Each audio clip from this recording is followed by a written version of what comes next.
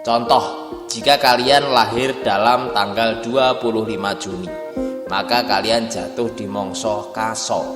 Karena mangsa Kaso antara tanggal 23 Juni sampai 2 Agustus.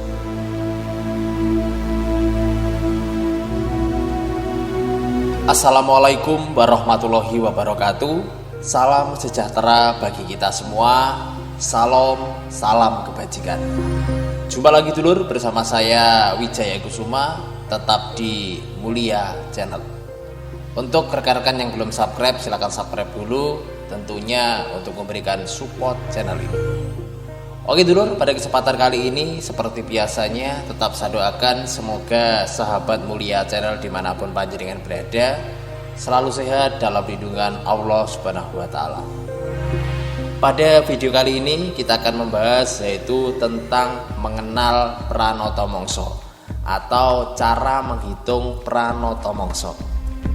Ya, informasi ini mengenai Pranoto Mangsa kalender Jawa kuno.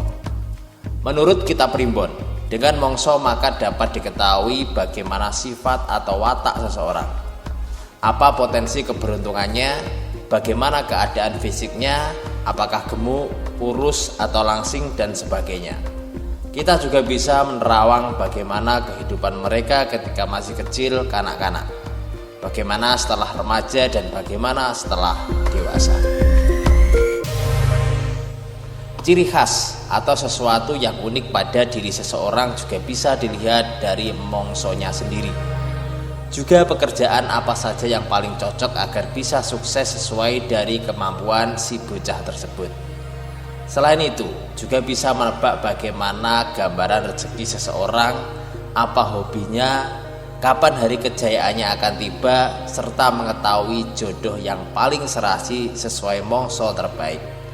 Mangsa ini dalam zaman sekarang bisa disamaartikan dengan zodiak. Mangsa atau mangsa atau zodiak yaitu didapatkan dari tanggal tertentu sampai tanggal tertentu. Mangsa seseorang bisa dilihat dari tanggal kelahirannya. Contoh, jika kalian lahir dalam tanggal 25 Juni, maka kalian jatuh di mangsa Kaso.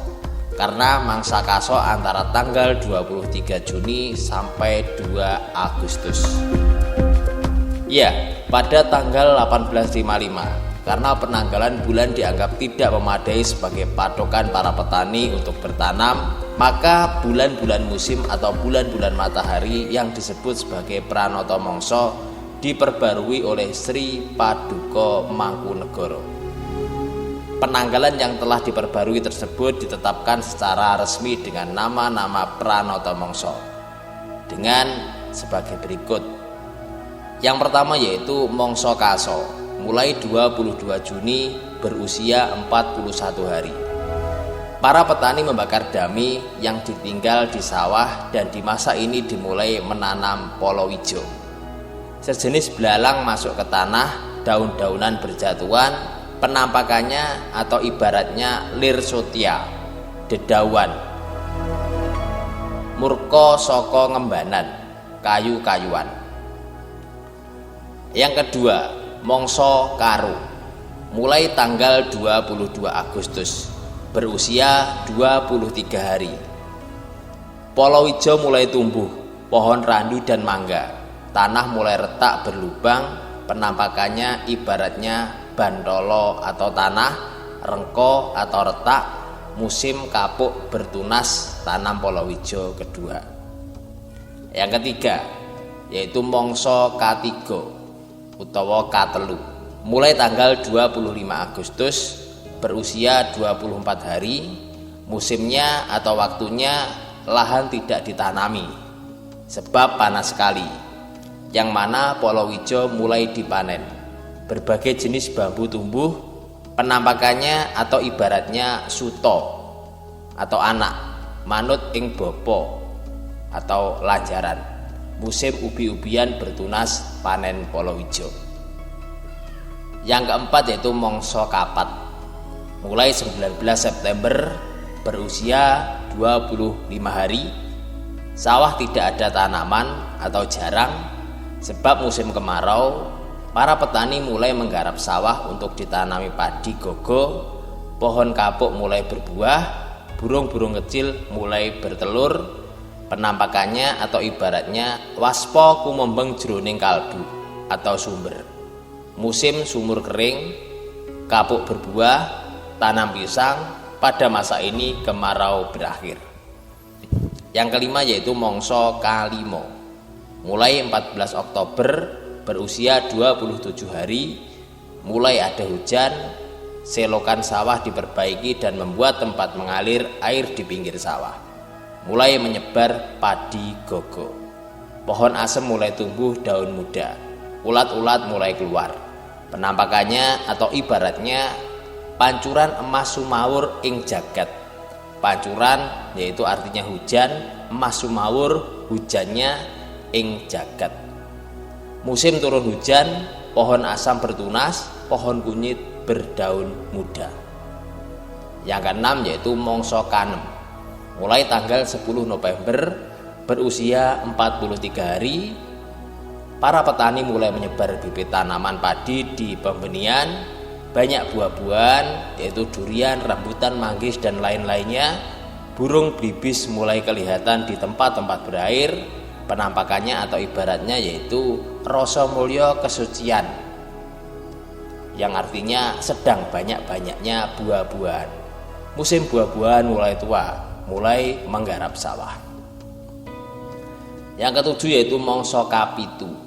Mulai tanggal 23 Desember, usianya 43 hari, benih padi mulai ditanam di sawah. Banyak hujan, banyak sungai yang banjir. Penampakannya atau ibaratnya wisa kentar ing maratua, atau bisa larut dengan angin. Itu masanya banyak penyakit. Musim banjir, badai longsor mulai tandur. Yang kedelapan yaitu mangsa kawolu. Mangsa ini mulai 4 Februari. Usianya 26 hari atau 4 tahun sekali 27 hari. Padi mulai hijau, urit mulai banyak. Penampakannya atau ibaratnya anjrah jroning kayun atau merata dalam keinginan. Musimnya kucing kawin. Musim padi beristirahat, banyak ulat, banyak penyakit. Yang kesembilan yaitu mangsa kasongo. Mulai 1 Maret, usianya 25 hari. Padi mulai berkembang dan sebagian sudah berbuah. Jangkrik mulai muncul, kucing mulai kawin, cenggeret mulai bersuara. Penampakannya atau ibaratnya wedaring wacana mulya atau binatang tanah dan pohon mulai bersuara. Musim padi berbunga. Turais atau sebangsa serangga ramai berbunyi. Yang ke-10 yaitu mangsa K10.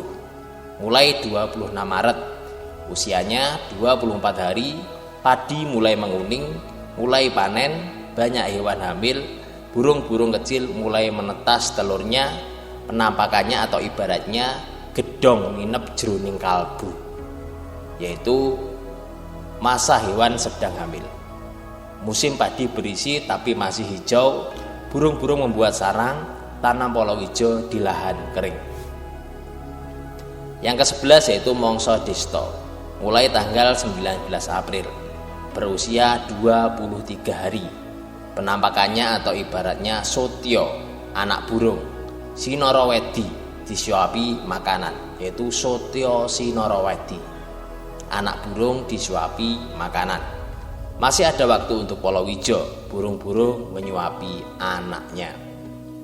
Yang ke-12 yaitu mangsa sada. Mulai dari 12 Mei, berusia 41 hari. Para petani biasanya mulai menjemur padi dan memasukkan ke lumbung. Di sawah hanya tersisa dami.